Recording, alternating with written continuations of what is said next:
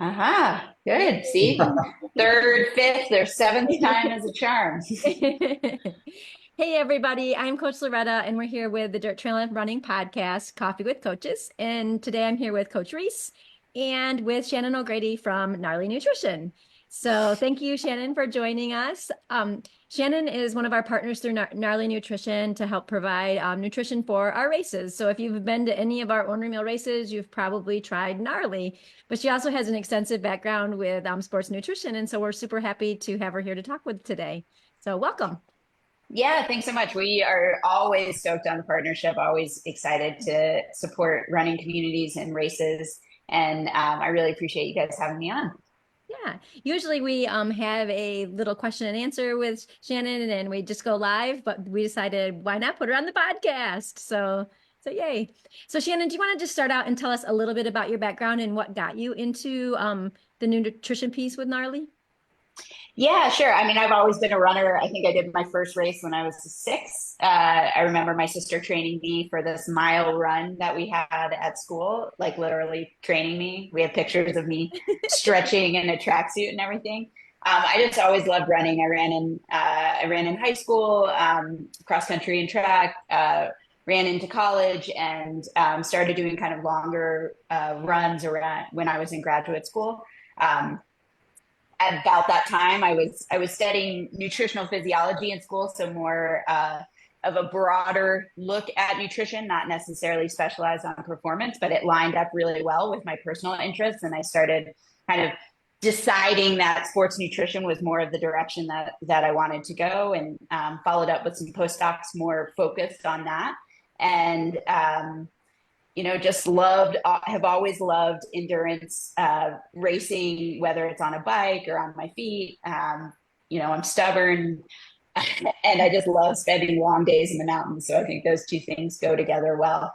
Um, I do jujitsu now, which has kind of become my main passion, but at least 3 or 4 days of the week, you can find me out on the trails. Running is in my soul, and I'm just not like a complete person unless I get a few days out a week. That's awesome. Where are you located at? So I'm in Salt Lake City, which is a great place to trail run if you've never been here. We are, I'd say the city itself is maybe 10 minutes, if that, depending on what direction you go from trails. And so the access is phenomenal. You can go farther into the mountains and really get into some more remote trails, within 30 to 40 minutes. So pretty spoiled in terms of what I get to do on a daily basis. Nice. That's awesome. How's the weather there right now?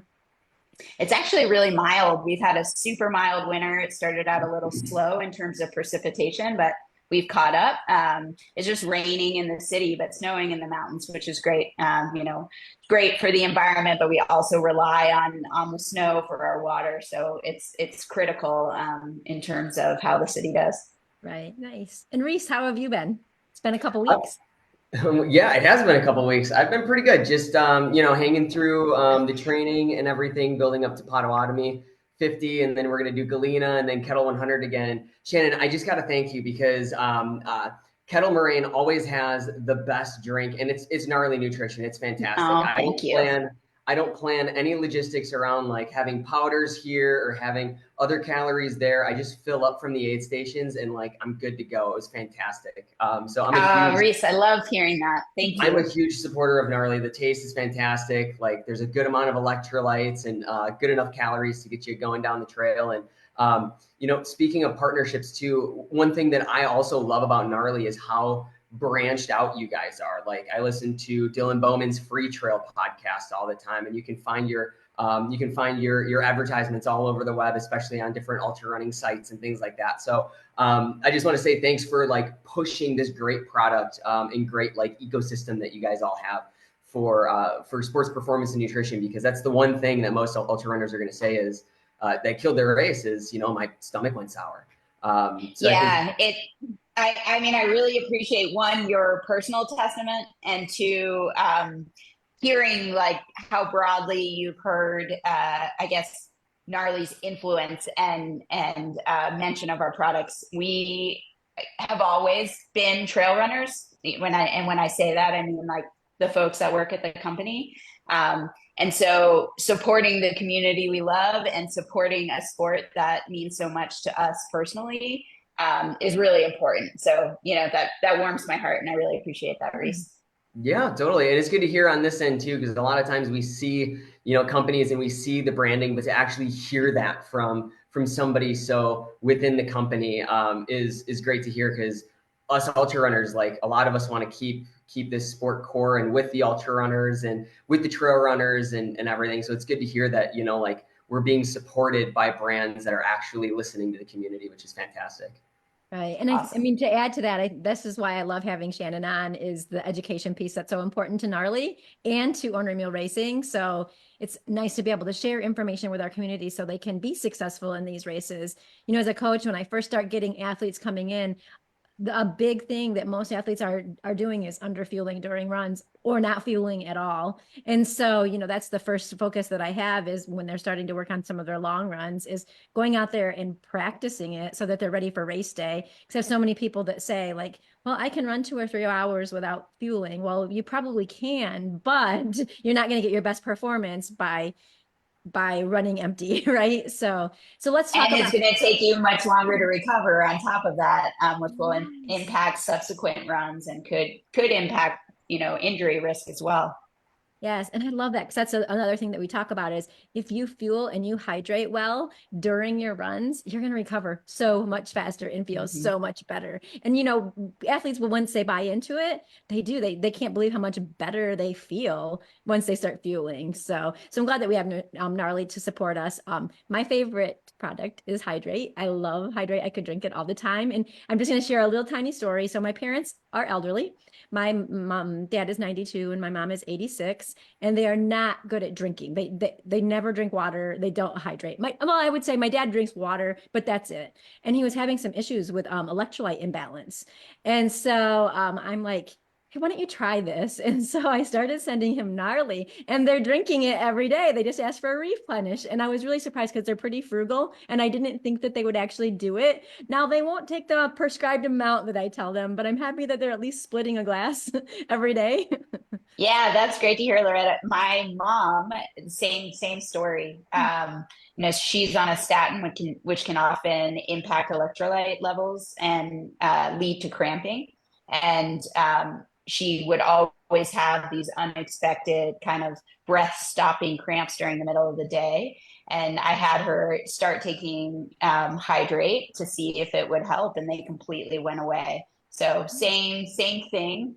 She really loved it, but for a very different reason than maybe the product was originally formulated for. But I think at the very least, some people just aren't water drinkers for one reason or another, and adding a little flavor, even if it's not a whole serving, might encourage them to drink water. But even a small amount of electrolytes and a little bit of sugar in plain water, even if you're adding, salt and maple syrup to your water, actually helps your body absorb the water more efficiently, because then you're not just relying on passive diffusion of water into your body. You're also taking advantage of active diffusion, which is almost the pushing of water in your body, which actually requires the presence of some sodium and some sugar. So even if it's not a full scoop that your parents are getting, or my mom's getting, or anybody, you are still more efficient at absorbing that water because of the presence of some sodium and some sugar.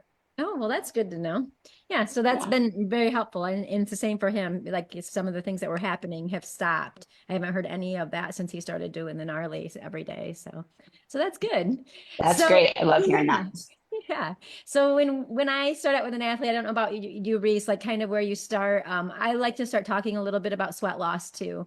And trying to get an idea of how much hydration they need to replace, hourly while they're out on their runs. And I like to have them do it a few times a year, depending on the weather, so we can kind of dial it in for race day. And I know Reese has kettle coming up. We have a lot of athletes that run that. It's a really hot race some days, not every year, but most of the time it's pretty hot. So, that sweat loss is probably going to be at the top. It's hot and it's humid. So can we talk about that a little bit? Like, where do we start with that? What's a good idea for somebody who doesn't know what to do to figure out their hydration loss?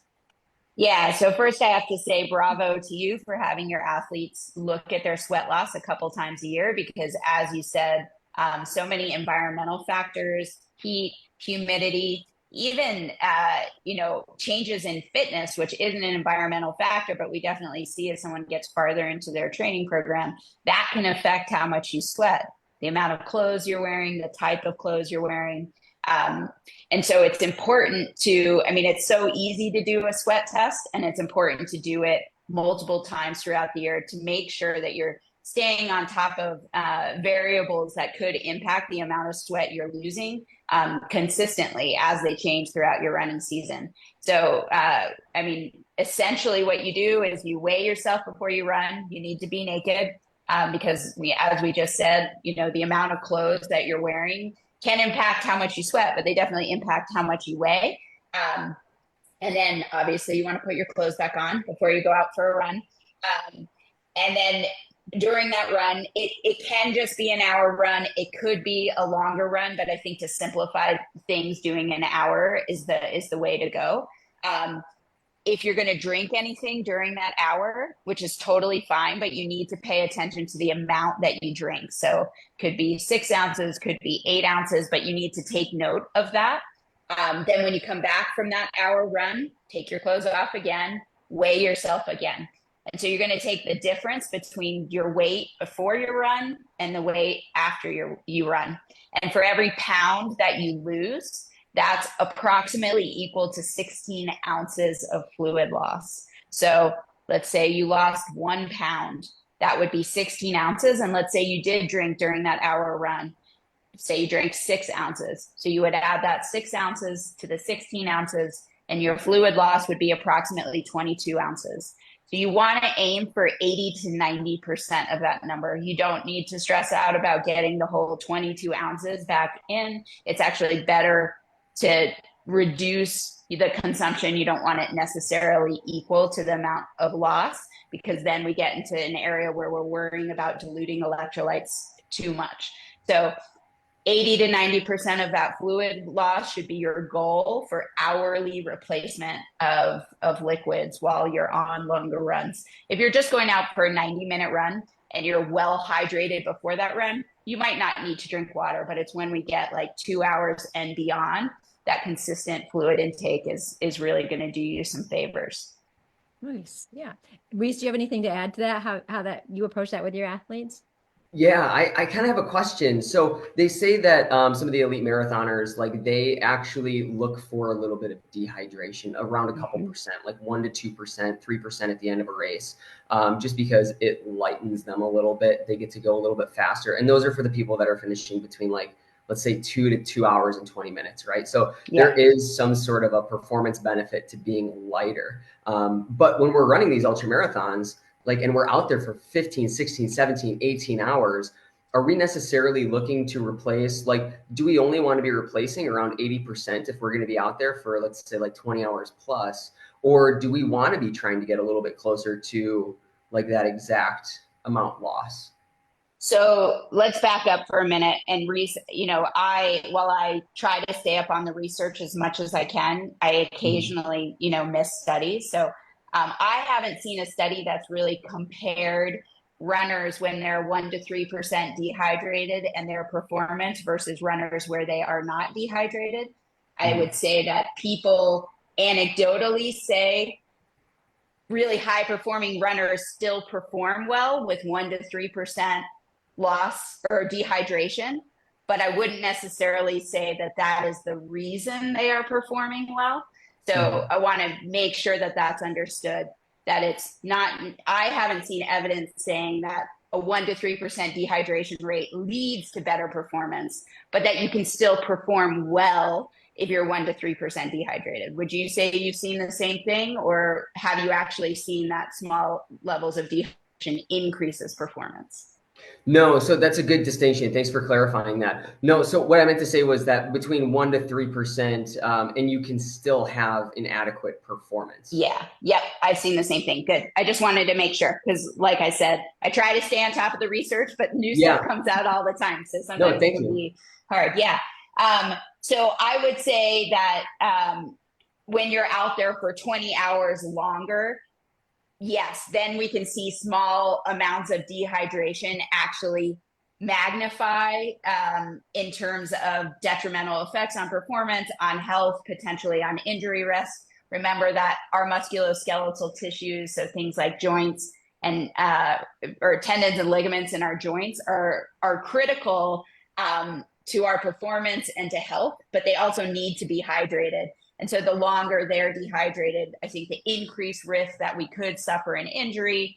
Our brains also require hydration to effectively make decisions, to be able to react in an instant. You're running downhill and all of a sudden, you hit a rock and fall and trip. So the likelihood of injury, the likelihood of poor performance increases drastically when we're dehydrated for extended amounts of time. So yes, I would say you have to be particularly on your nutrition the longer you run.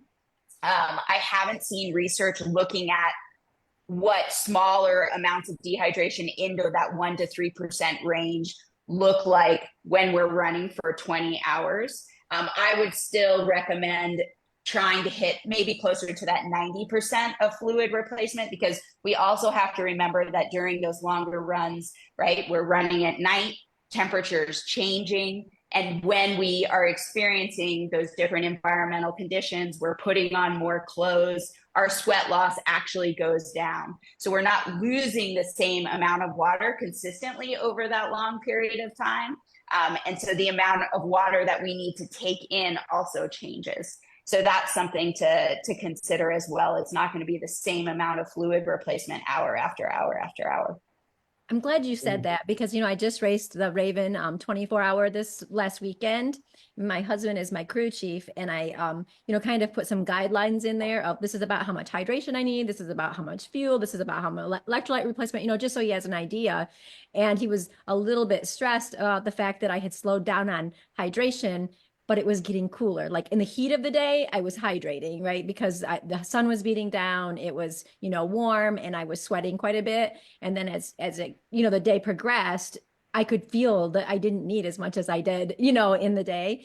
So I think that's an important thing for people to think about, because the temperature does change. Some of our athletes are out there running for 30 hours, or maybe 72 hours if they're 90 hours if they're doing 200s, and the temperature is going to fluctuate throughout the time too. So yeah, and I mean, the amount that we sweat is also directly correlated to our intensity or effort, and that's also going to fluctuate during a race. And the longer we get into the race, maybe the more we're walking. Yes. That could also lead to a reduction in sweat loss. And when they look at, I'm sure many people are familiar with the idea of hyponatremia, and often people associate hyponatremia or taking in so much fluid that we're diluting the electrolyte concentrations inside our bodies. And often when people think of that, they think of just water, and they think that it's only water that you're taking in that is causing that dilution. But in actuality, you can become hyponatremic when you're taking in an electrolyte solution. It is just the dilution of your body's sodium, primarily sodium levels, that leads to that. And because most of the electrolyte solutions we're taking in are significantly less dilute, we're not increasing that concentration at the same rate as we're increasing the fluid in our body. So when you are sweating less, regardless of whether you're drinking just water or you're drinking water with some electrolytes, you need to be very cognizant of the amount of water you're consuming, and make sure that you're not going substantially over than the amount of water that you're losing. So pay attention once again to fluid loss during day. If you could do a sweat test at night to see the difference, I think people would really be shocked by the change in sweat loss as we see, during longer races, with the change in temperature, the change in day, the change in effort level. So all of those factors come into play. And it's something you need to practice. That's the thing we talk about with nutrition time and time again, is it is a small part of the equation, but when that part of the equation goes wrong, it's catastrophic. And so you need to try to be consistent with what you're doing during races with what you're doing during your longer training runs and throughout your week. And that also applies to how you normally eat. You know, people often do, you know, pre-race dinners that are substantially different from what they eat during a week, because they're carbo loading or because, you know, they have some kind of tradition. But in reality, you should make your pre-race dinner look like your dinners, you know, during your normal training weeks, because anything that you throw into there that's, you know, a different factor, your body may not respond in a way that's really going to do you any favors on race day. Nice. Really great tips. I hadn't thought about having my athletes check it at night and moving slower. I'm definitely going to put that into a plan because that's a smart idea. And then also, like you kind of hit on it a little bit, let's start talking about electrolytes a little bit. Do you have any recommendations? You know, I have done like precision hydration electrolyte testing. I've had that done at the lab. What kinds of things do you think about when people are trying to determine how much electrolytes they should be getting in per hour on these bigger efforts? Yeah. So, I mean, I think I'm curious, Loretta, what they told you in terms of replacement for electrolytes, because similar to water replacement, it shouldn't be a one-to-one loss, Right. Or one-to-one loss to replacement strategy. And that's because we're losing water at a higher rate than we are losing electrolytes. And as we lose water, the electrolytes in our bodies actually become concentrated.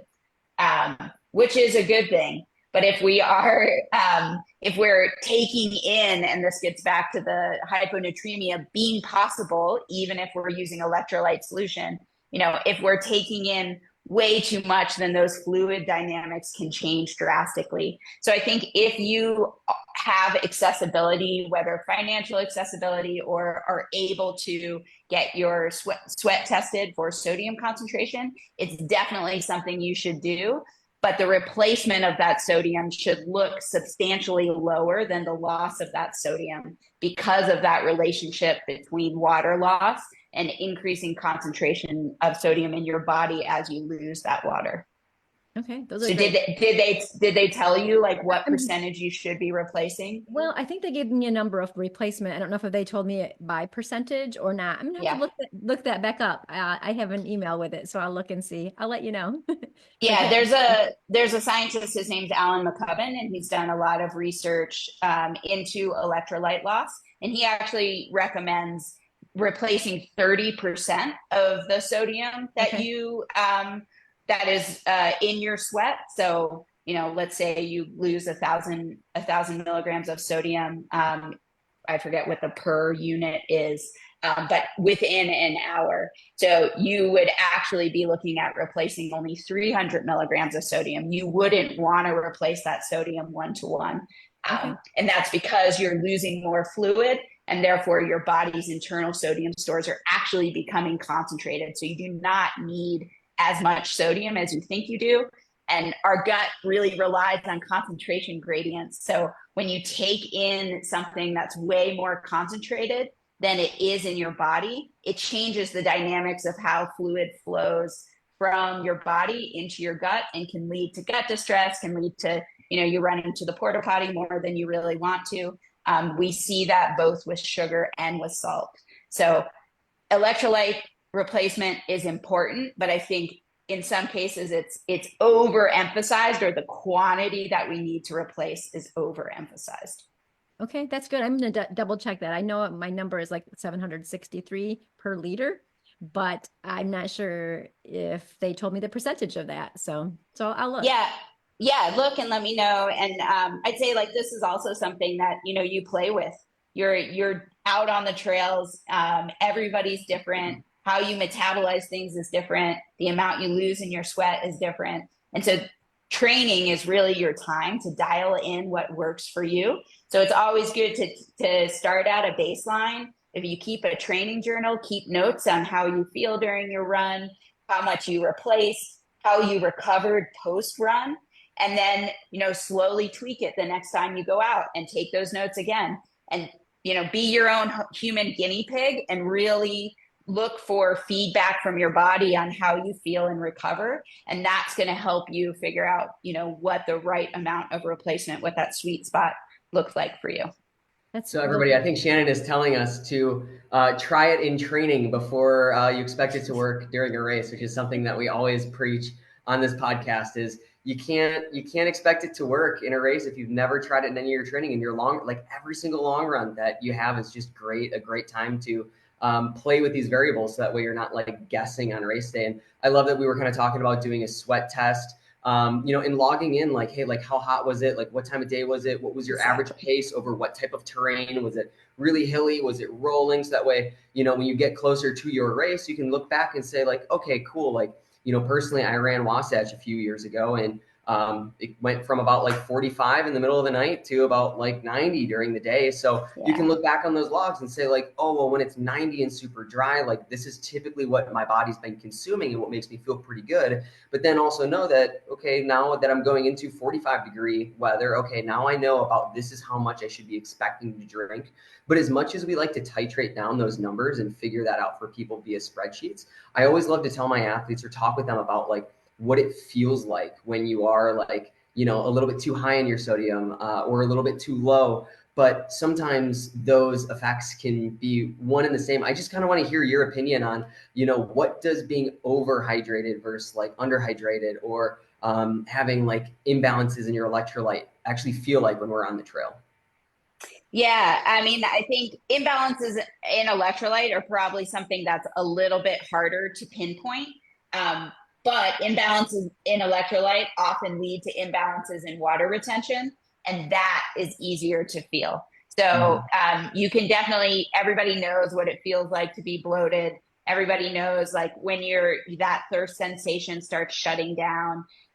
Those are things that suggest that you're retaining more water. And when you're retaining more water, it typically means that your sodium levels are higher than they should be. And so paying attention to feelings like that, 100% are really important to know, because not everyone is going to go out and do a sweat test, at 2 a.m. in the morning to see what their fluid and sodium replacement should look like when they're doing a 100-miler. So 100%, Reese, I totally agree with that. Like knowing by feel and how to then mitigate, that physiological state so that you can keep going, so that it doesn't shut down your desire to eat or your desire to drink, which we know will have a negative impact later on in the race, is critical.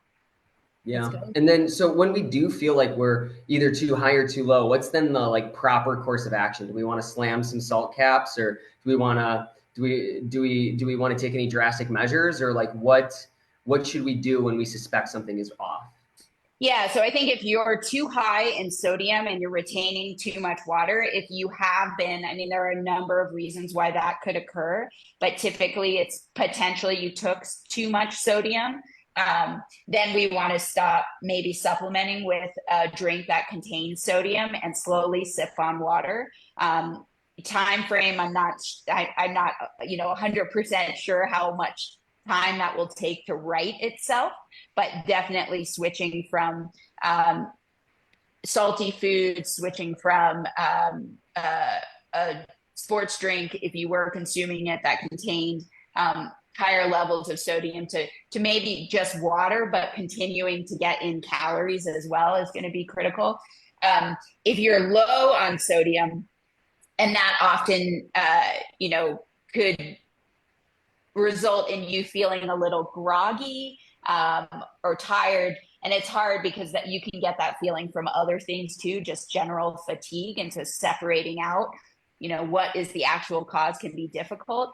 I would also recommend slowly working on bringing your sodium up. So in a case like that, I would start by trying to incorporate foods that contain sodium along with some water. The reason why we don't want to slam a bunch of salt caps right away is, once again, our body and our gut functions along concentration gradients. And whenever we have a highly concentrated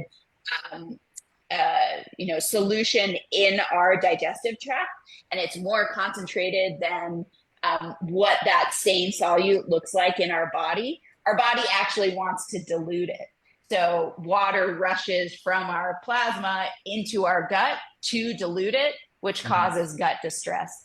If you've ever taken too many goos and haven't washed them down with water, you know firsthand what that feels like. The exact same thing can happen with electrolytes and can either send you to, a porta potty or have you puking on the side of the road.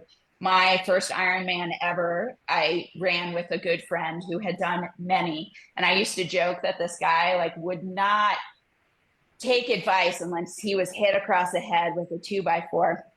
And literally he was in that situation. I think we had finished the swim and we were on the bike and he was a little bit ahead of me.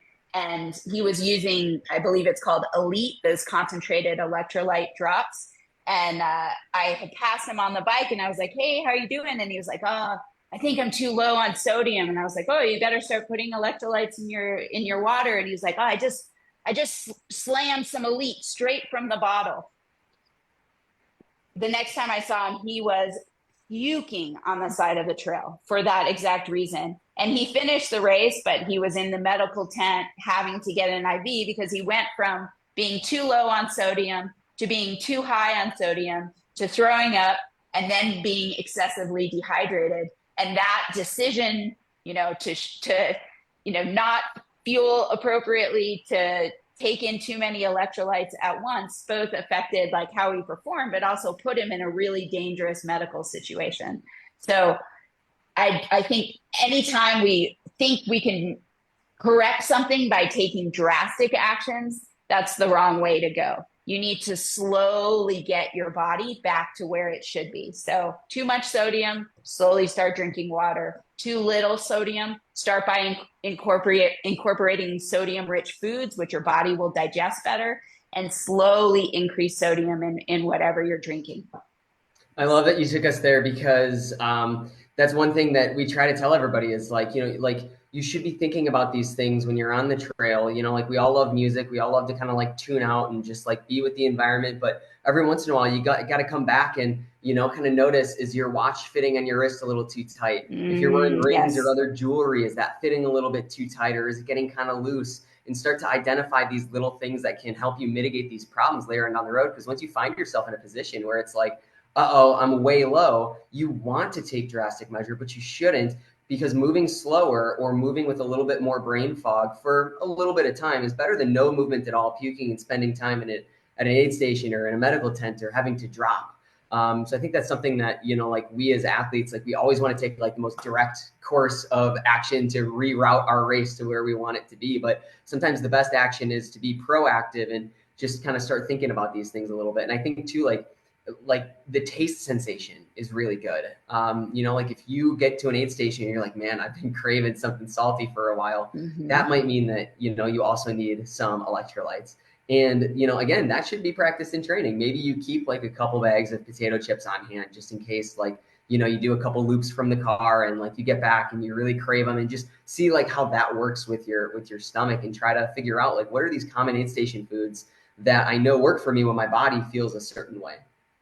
Yeah, I 100% agree with that, because you pull up to an aid station and it's like a buffet table. They've got all of these amazing things for you to choose from. I wouldn't say that necessarily taking, some of like 5 different bowls is going to, land you with a bellyache. But the issue is that it could. So most aid station foods are pretty consistent race to race. And you can always, I think, reach out to the race director or get an idea of what assortment they would have there. And I think the idea of bringing some of those foods on your training run and seeing how they work with things that you traditionally use is such a great idea. It's a really good call. Thanks.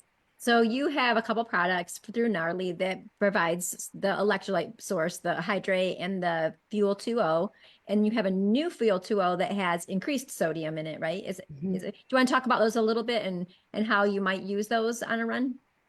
Yeah, so Hydrate's really about replacing what you lose when you sweat. So less about being a significant contributor to caloric intake. And that could work a couple different ways. Like if you're on a run that's less than 2 hours, and you have fueled before the run, so you know your glycogen stores are in a good spot, you might not need calories during that run, particularly if it's of a lower intensity and you're not trying to PR any course that you normally run.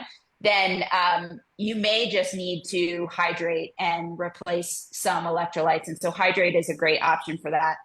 For people that like to get their calories through solid foods, that's another place where hydrate is a good option. So what you're drinking is really about replacing fluids and about replacing electrolytes, and you're using solids to replace your calories. And that strategy could work on longer races. And I definitely have come across people that like that.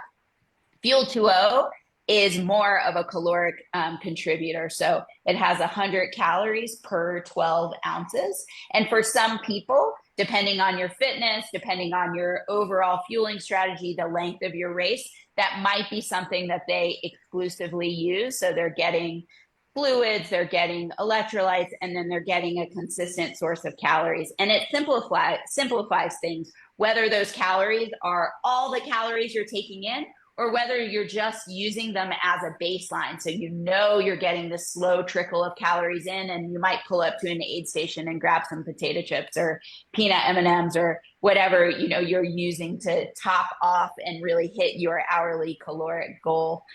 Fuel 2O also has a metabolite of the amino acid leucine in it called HMB.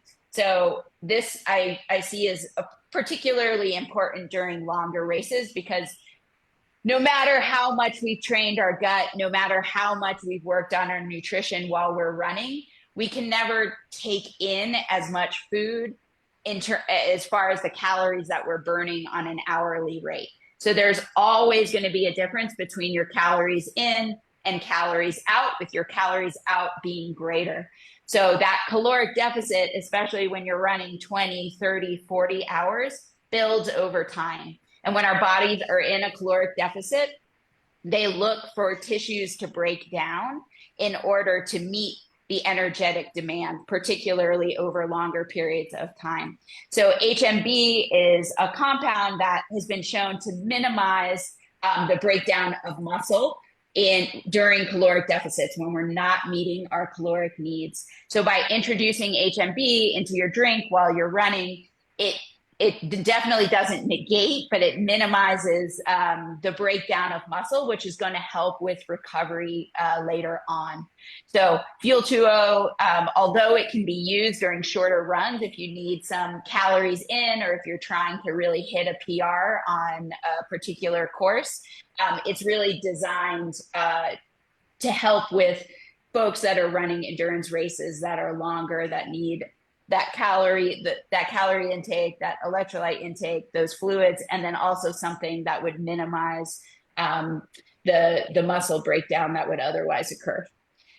And then the orange drink, so that was a Fuel 2O flavor that we worked on with Dylan Bowman, and he needed higher sodium levels.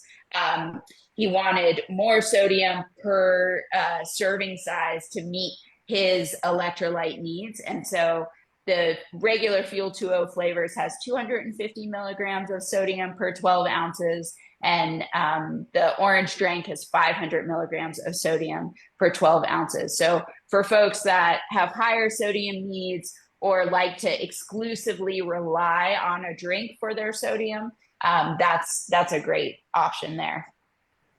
Okay, that's good. And I like to tell my athletes, even just as we're preparing for bigger races, taking the time in any run that's over like an hour and a half and fueling like you're racing that long 100, so that you can train your gut and you can train your mind to know that you need to be taking in fuel consistently throughout that entire time, because we're never typically in a training, block for building to 100. We're not usually running for 10 hours or 12 hours, we're maybe getting up to a 5-hour run. And so we still need to train even in those shorter blocks so that our body gets used to it. Yeah, 100%. And I would also say that even though we may not be going the distance that you're actually racing, often you do, some people may be doing 2-a-days, or some people may be doing back-to-back long runs, or you've had collectively a really hard, long week, or maybe 2 hard, long weeks back to back. So your body is definitely repairing and recovering, and as you're continuing to challenge it. So even though the length of that, training run may not be the same distance that you're doing on race day, collectively your body is under a similar amount of stress. And so that means fueling during that run is critically important. It also means fueling outside of that run is critically important. So making sure you're giving your body what it needs, both to show up and perform during your training run the way you want to, but also to recover well so you can show up and perform that next day or that next week. And that's making sure you're getting in enough carbohydrates, making sure you're getting in enough protein, and getting in good fats where they naturally occur in foods. Hydration outside of running is also critical. It's something that I've been emphasizing a lot. There's this great model, it's called the WUT model, W-U-T, that gives you feedback from your previous hydration or day of hydration. So it's done first thing in the morning. It's really simple to do, and you're looking at 3 things. So the W stands for weight. So we're going to weigh ourselves first thing in the morning, every morning. And when we see greater than a 1% fluctuation in our weight, that's an indicator, just one indicator, that maybe we didn't drink enough water the next day.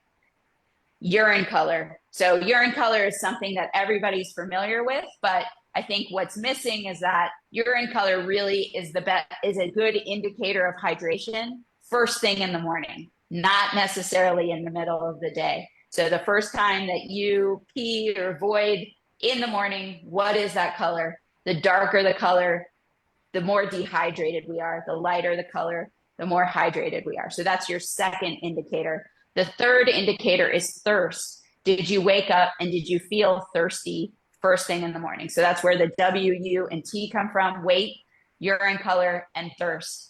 If 2 of those indicators show you that you were dehydrated, then you definitely need to look at the amount of water that you drank during the day yesterday. So that's both water in and out of exercise. If 3 of those indicators tell you, so if you woke up and you lost 3% you were 3% lighter than you were the previous day, if your urine was dark and you woke up thirsty, you definitely 100% are not drinking enough water the previous day. So once again, we talked about journaling in terms of temperature, in terms of humidity. I'll add what Reese said in terms of whether or not your ring fit, your watch fit. How did you feel in terms of electrolytes? But also start journaling your weight first thing in the morning, your urine color, and whether or not you were thirsty, because that's going to give you feedback in terms of whether or not you consumed enough fluids the previous day. Ooh, that's a really good tool. I'm really bad for hydrating during the day, so I'm going to try that out.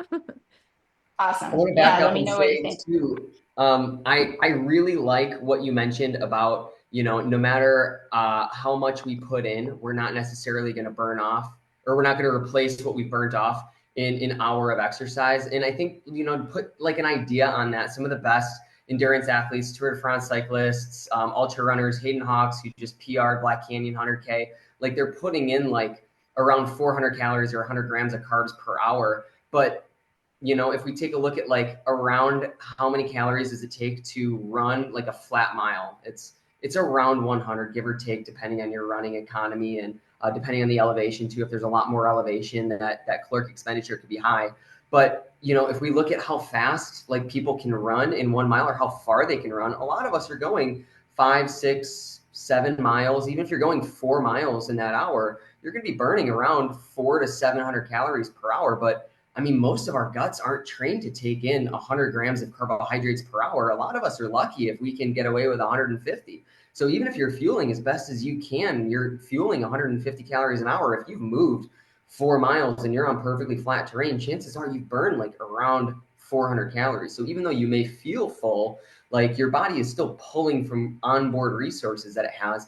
And to the point of, extending this over hours and hours and hours, I think that's where we get into trouble in ultramarathons. Is we can be great, we can be dandy for the first 10 hours, but then eventually we get into that deficit of like, oh shoot, like now I'm starting to feel it, So I Yeah. really love that you mentioned that piece, and that, like, you know, a lot of us, we should be trying to train our guts, especially as we get closer to these races, to be able to have more or take in more calories, because you know, and Shannon, you could expand on this, but the GI system is trainable, just like, you know, our skeletal muscular system, our neuroendocrine system, and the like. So if we can practice the way that we want to perform, it's only going to help us.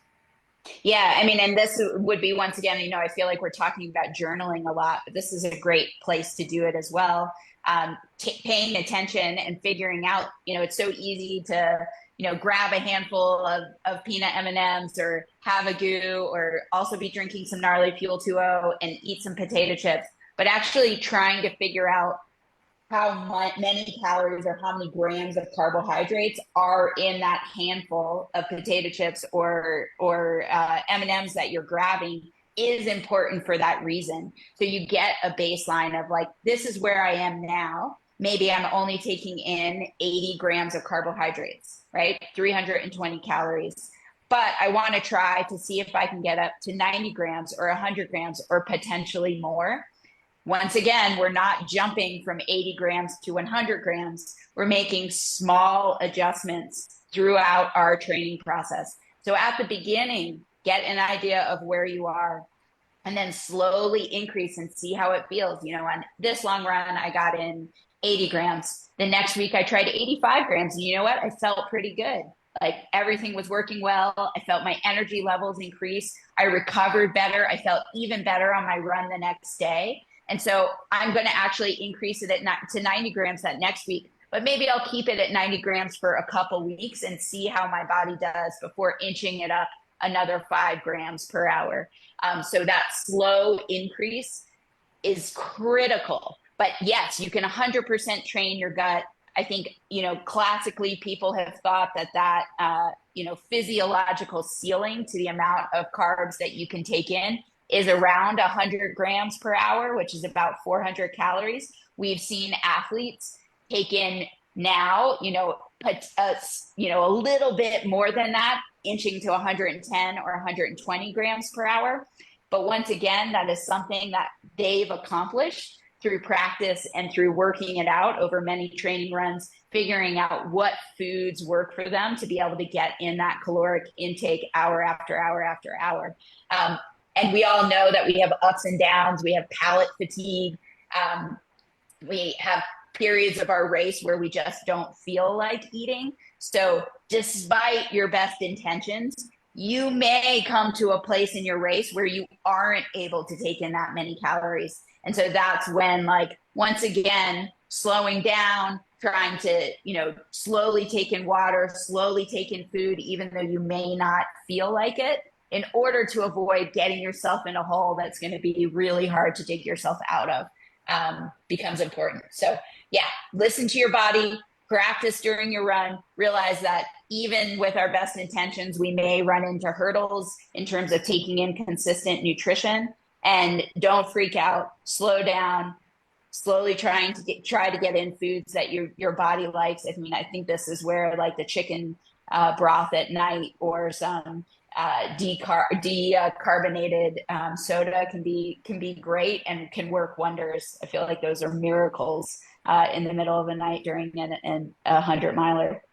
Nice. I like that you mentioned the palate, because that's kind of how I plan my runs. My long races is beginning half are more sweet type things that I'm taking in, but midway I switch to savory, and that seems to work well for me. And the other thing that I like to do is, when you're talking about knowing how much calories are in a handful, I take my plan of what I'm going to be eating, and I divide it into like 25 calories each. So as I'm popping that into my mouth, I know, like, if I have 3 peanut M&Ms, it's going to be about 25 calories, or, whatever. And so then it's easy mental math for me, because I lose mental math deep into 100. But, like, I know, like, about 4 bites of my choices, I'm going to have 100 calories to be supplemented with whatever else I'm taking with it. So that works well for me.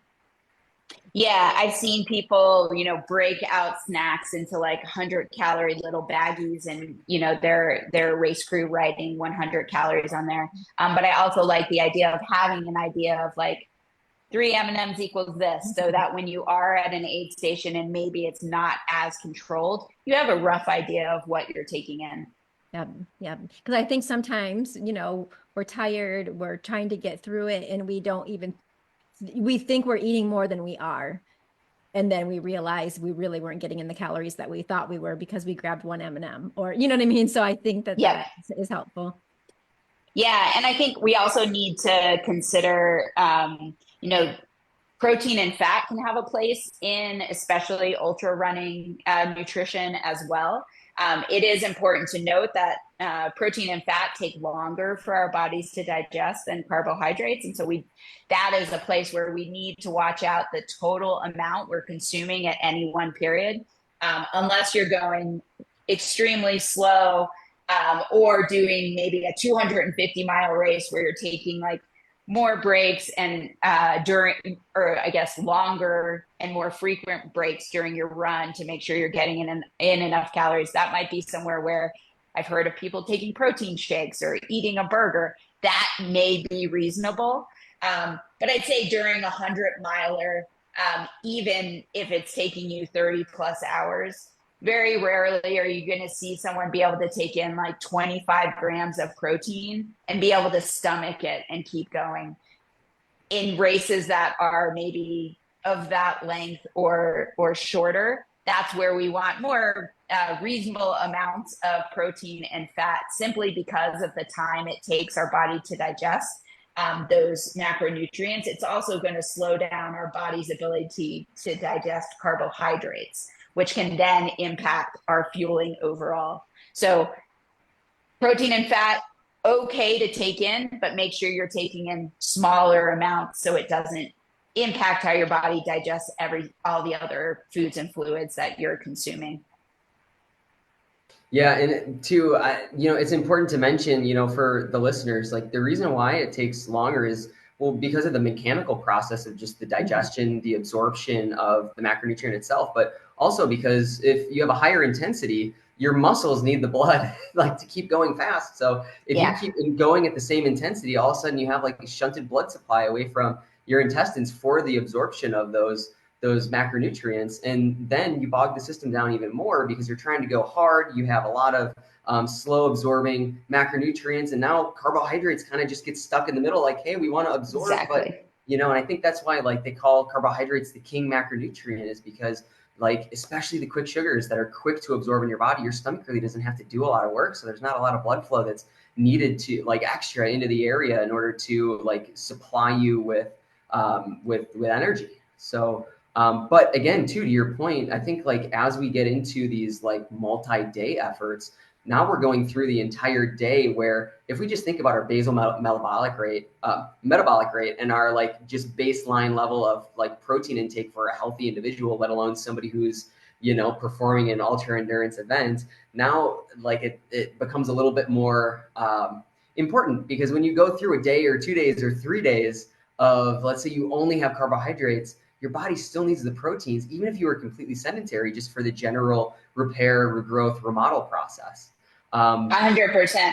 Yeah. And I think people think of protein and they think of muscles, but in reality, we need proteins for so much more in terms of metabolism in our bodies than simply repairing muscle or providing the amino acids to, minimize the breakdown that occurs. So 100%, like that is where more well-rounded meals that include the macronutrients and trying to get closer to what your normal daily caloric intake plus your extra needs from running, is going to require. Like that is where,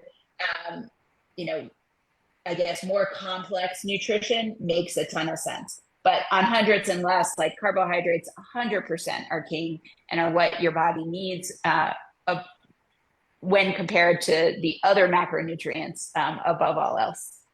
Thank you very much. And Shannon, I want to be super respectful of your time because it's been about like an hour and I know you probably have a million other things to be doing right now too. But I guess since we've really just kind of scratched the surface on like intra-competition fueling, let alone like lifestyle fueling or recovery fueling, maybe we can have you on the show to talk more about like recovery after a hard effort. But for today, just on the theme of intra-competition fueling and intra-workout fueling, Is there any, do you have any thoughts about the ketone craze that's going along?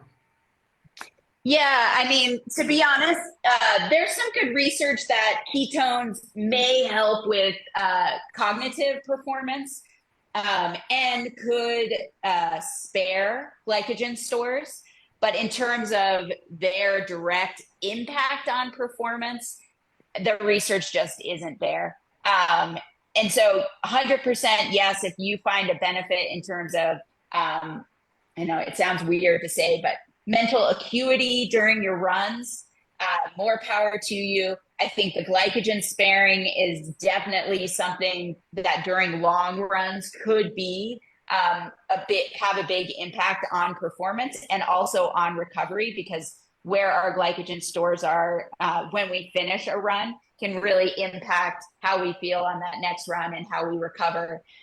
So that could be, for me, maybe the more critical piece in terms of whether or not ketones are something that an endurance runner should consider. But in terms of specifically looking at performance measures, I haven't really seen the research to all out say that it's something that endurance athletes should consider taking regularly.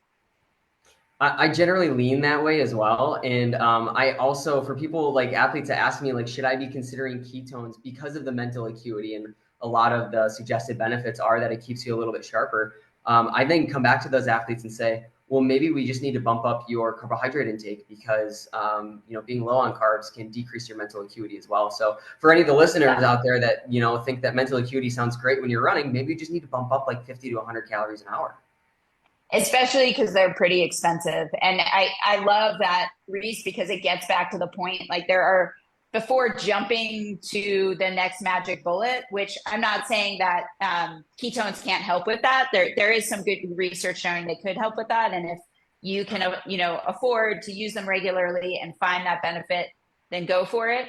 But often with athletes, there are so many other just pretty basic things that can be done in terms of everyday nutrition and the timing of that nutrition around training that can help with mental acuity and can help with energy levels.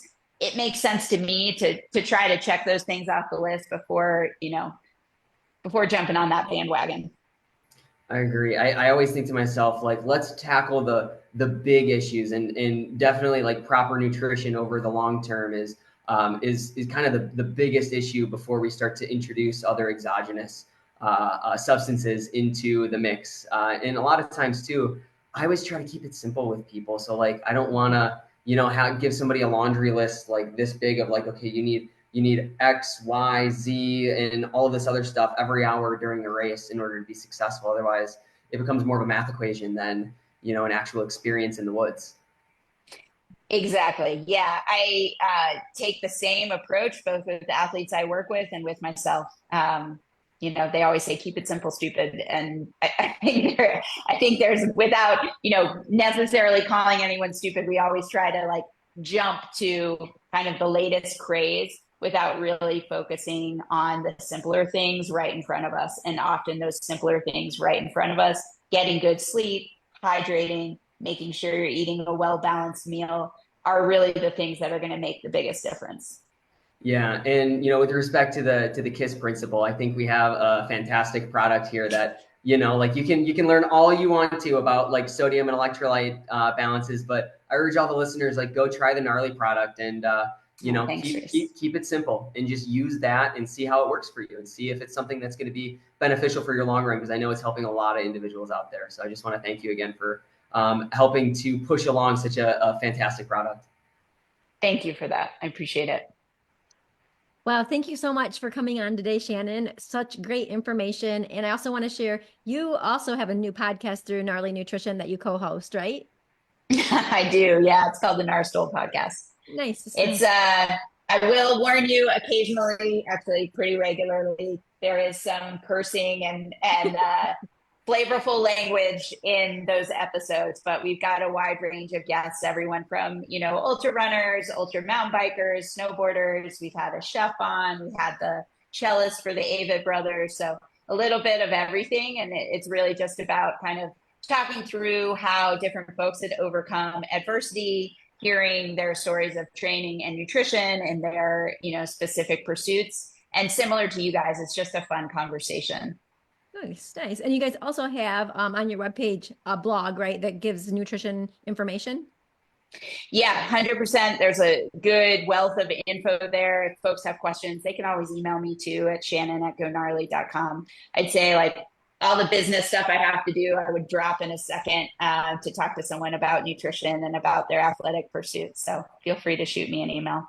Awesome. Well, thanks again for coming. It was nice to see you again. And like Reese said, we'll, I'm sure, have you on again. Reese was super excited about meeting you and having you on. And now I can tell he's going to say, like, get her booked again. So. Well, I love doing this kind of stuff. So thanks so much. And anytime. All right. All right. We'll see you guys all later. All right. Awesome. Take care, guys. Bye. Bye.